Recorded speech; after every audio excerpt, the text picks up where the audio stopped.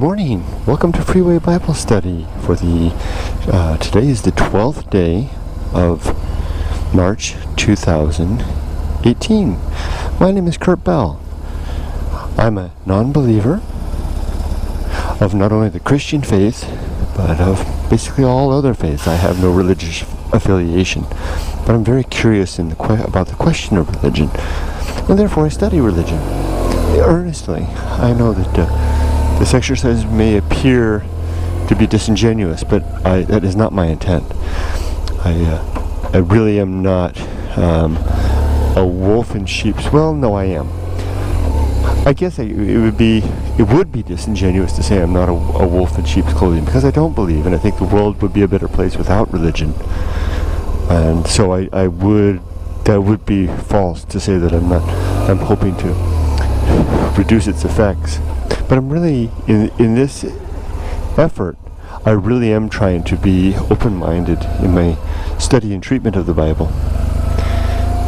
That means that I will read one chapter a day, in earnest.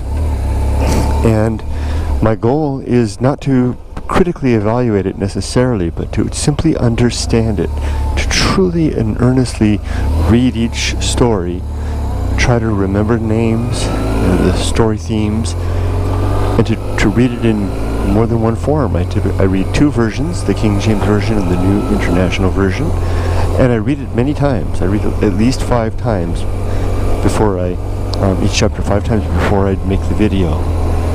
And then I try to recount it. And in this way I can help myself to remember the story and piece together the larger narrative of the Bible. That's what I'm after.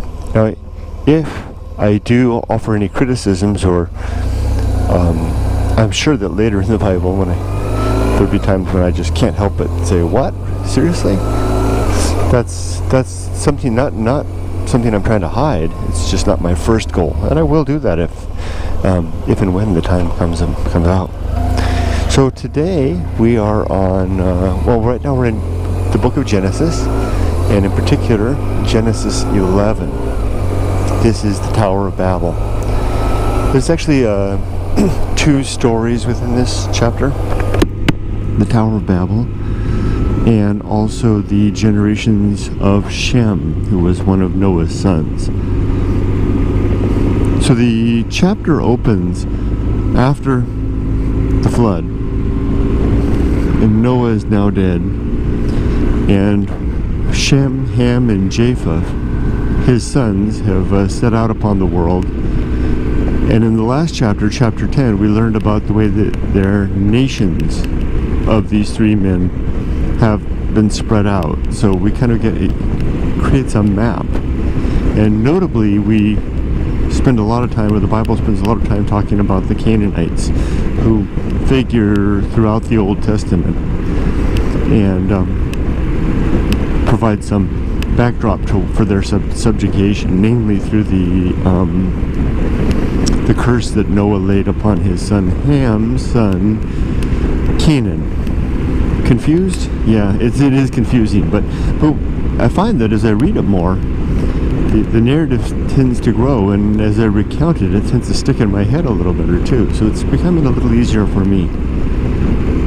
I highly recommend this process. And by the way, this morning I made a Facebook post. I do have a Facebook page for this project called Freeway Bible Study, and I post comments in these videos there, as well as on my main Facebook page. And I posted this morning that it was a worthwhile exercise to read the Bible, 2 different versions of the Bible, side by side and simultaneously.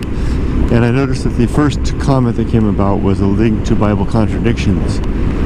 And I thought to myself, yeah, I can understand why that link would be posted.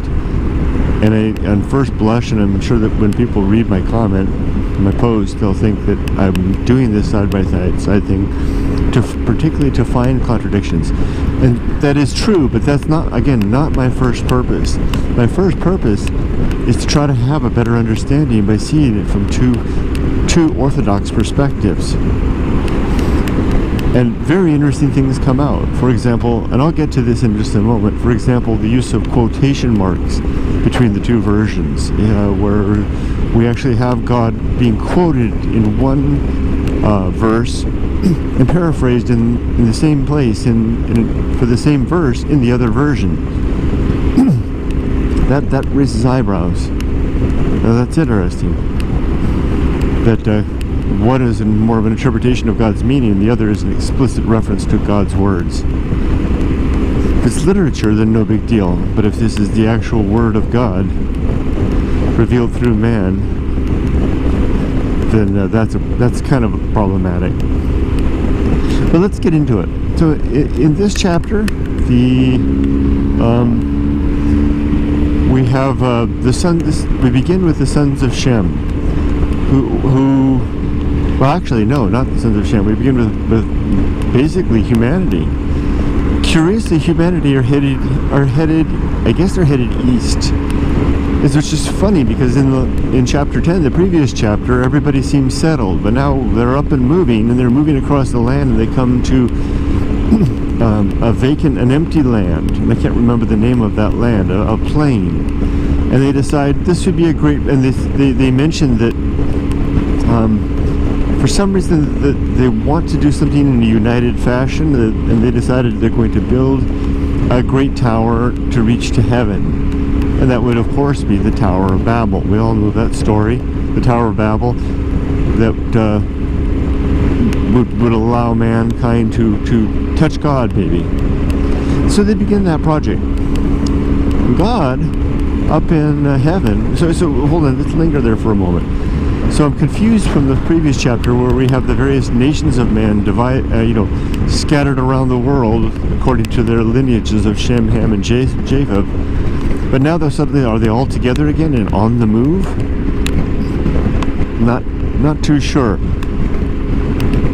Kind of rings of oral tradition being cobbled together where some of the segues aren't very clear cut. And I imagine that for a believer, that point, a detail like that would just be skipped over. You wouldn't not even raise your eyebrows. But this is where maybe it's helpful to see this through the eyes of a skeptic. For somebody like me, that raises a question. Again, if I go back to my old high school English teacher, Mr. Duncan, what would he have to say to young Yahweh about continuity of his writing in the way that this is laid out? It's not good to have your reader distracted by seeming inconsistencies in the story rather than the story itself. Look at how much time I've already spent just now dwelling on that rather than the story itself. But let's put that aside.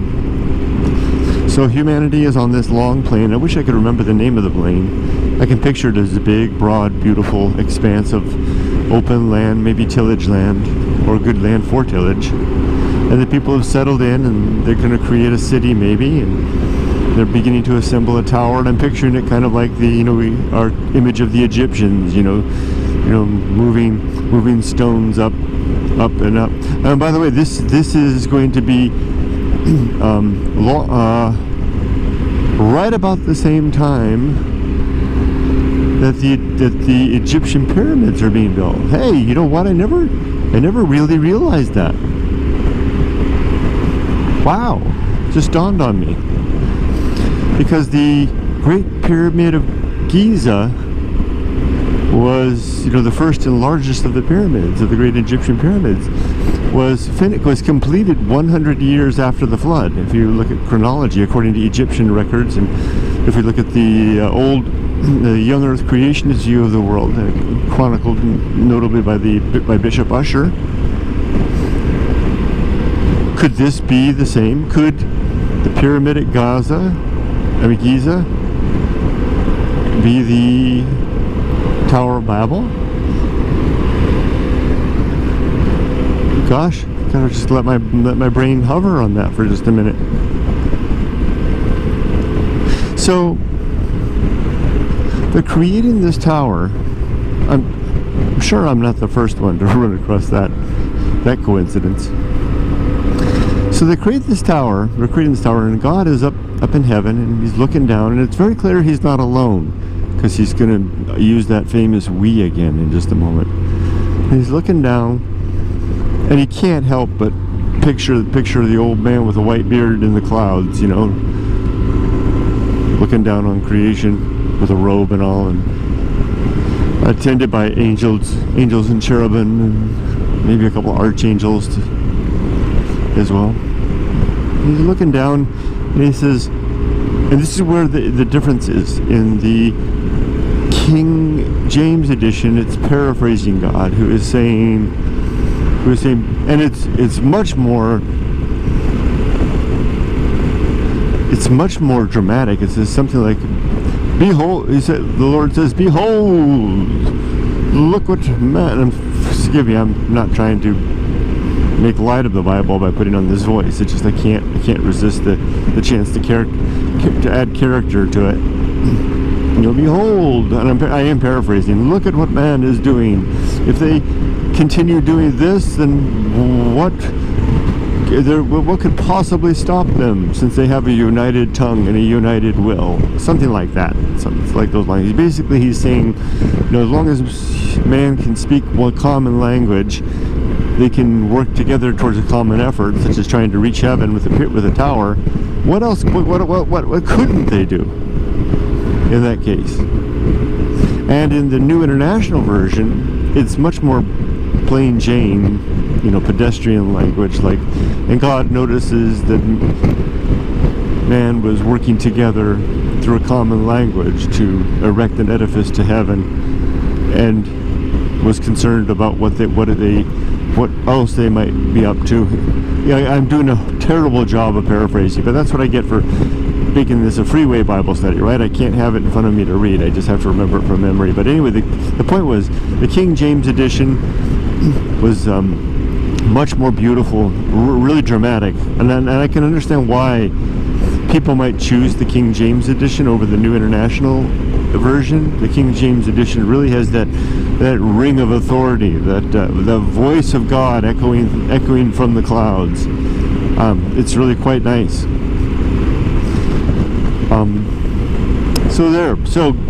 And then God finishes up in that particular verse in both versions by saying, "Come on, gang, let's go down there and take care of this." And he uses the we again. We shall go, or let us go, or something like that. So, like I said before, he's clearly not alone. So he goes down, or he and his entourage go down. It's really hard to resist, and I'm not going to. It's really hard not to resist, using the word posse, right? To bring it into some contemporary terms, God's going down and he's got his posse. Oh gosh, I really don't. I'm gonna hit the rewind button. I didn't say that because I don't want this effort to be a disrespectful one, and I didn't mean it that way. I'm just a silly man, and I can't resist the humorous interjecting what tickles my mind in terms of humor from time to time. So God and our angels go down, or whoever it is he's with. Maybe it's Jesus and the Holy Ghost, or maybe there's other gods. I don't know. Anyway, they all go down, and they immediately do two things. They interject different language. First, I guess they would have to do it in one and then the other. I think it says the opposite, though. I think he scatters the people across the face of the earth, and by this I think he means the whole. They mean the whole earth. Whereas before, that makes sense. If they were referring to everybody in the Holy Land as one people, even though they're scattered, that would make sense. And then scatter them across the whole earth, they're really distributed wise. So this is explaining the peoples, way out in Africa, and those barbarous people up there in the north, in the boreal forest of Europe, and the really scary people to the east of Istanbul, or whatever it was back then. Basically the Far East, the Near East, and the Far East, and all their different languages and customs. So he scatters them to the far corners of the earth. Of course, they know nothing of the New World, or probably know nothing of the Far East, Japan, and places like that. Scatters them all over, and gives them all the different languages. So good. So now we've got an explanation for why we're all so different.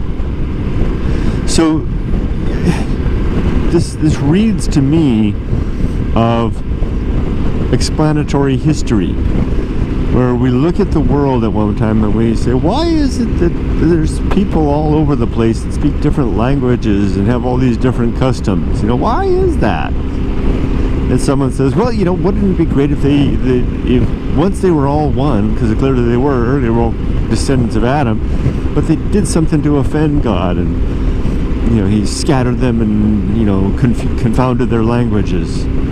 Oh, that's a good idea. Yeah. They imagine, my old friends Eric and John, creating a religion as they did in college, and they're trying to build up the story, and they say, they scattered them to the corners of the earth and confounded their language, and that's the reason why we are the way we are today. And John and Eric are like, yeah, or BC era John and Eric and say, yeah, that makes perfect sense. Write that down. And so they write that down, and that makes it into that chapter, and we're good and happy. Now, so that takes about maybe 10 verses of chapter 11, and then suddenly we stop, and now we start a new section of chapter 11. So let's just recant real quick. So humanity decides to create, in a plane in the east where they're traveling, they decide to create a tower to God. God says, "Nuh-uh, you're not going to do that." And he comes down with his group, his team, and confounds their languages and scatters them to the edge of the earth, and says, "That's that." And says that and God actually proclaims the name of the place Babel, saying that because this is the place where I upset the commonality of language, I will call this Tower of Babel. And what I want to take away in a little study a little bit is there any chance, I wonder if there's any reference to this being the Great Pyramid of Babel, the Tower of Babel being the Great Pyramid of Giza, because the timing is nearly spot on. Interesting to note, of course, that whereas the Tower of Babel was not completed, the Pyramid of Giza was, including a capstone and a nice whitewash coating on the outside, or whatever color it was. So now let's go to the second half of chapter 11. And in this half, we have the chronicle of the line of Shem. Remember, Shem was one of Noah's 3 sons, Shem, Ham, and Japheth. Now, Shem is important because Shem's line is going to give rise to a pivotal figure that's going to come a little later, and then his grandson, who is also important, but kind of as a side branching story. And these, of course, are Abram and Lot. So it begins right away, the second part of chapter 11, with the series of begets, and really is beget. And again, it's worthwhile to read it over and over, and you can kind of see a pattern, because the begets always go the same. So Noah beget Shem, who in his 120th year begat, I can't remember what his son's name was, somebody else. Shem then lived on another 415 years until he died. And then his son lived to be 116 and beget his son. And then the son lived on to be, the original son. The next one up, I wish I could remember the name, lived another 500 years and he died. See the pattern there? So a son is born, there's a police motorcycle right there. See the blue light on the back? So the son lives to a certain number of years, usually up in the hundreds in the past. Now it's getting down into the under the 100. Has a named son, and then continues on having more sons and daughters. I imagine there's lots of sons and daughters along the way. They're just picking out the important name to draw a line between one important patriarch to the next important figure or figures in the story. And what's also interesting to note, just while we're here, that people are still living a long time. They're not living as long as it did in Adam's time, when people were living to, 800-900 years old, and in Methuselah's case, 960 years. I think he's the longest. No one made it to 1,000. But in this case down here, this is after the flood. This is hundreds of years after the flood. And these people are still living hundreds of years, maybe over 500 years in some cases.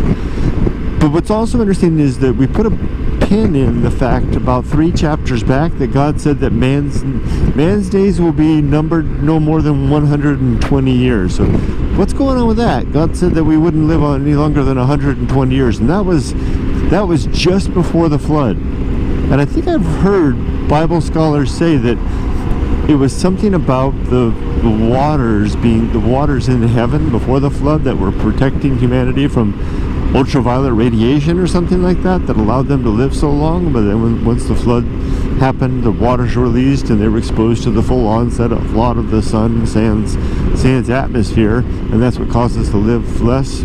It kind of sounded like grasping for straws type of an excuse, but that seems to be negated by the fact that that people are still living hundreds and hundreds of years. And what is up with God saying before the flood that our time was limited to 120 years? Okay, so there's an example of me pointing out inconsistencies, which I'll gladly do.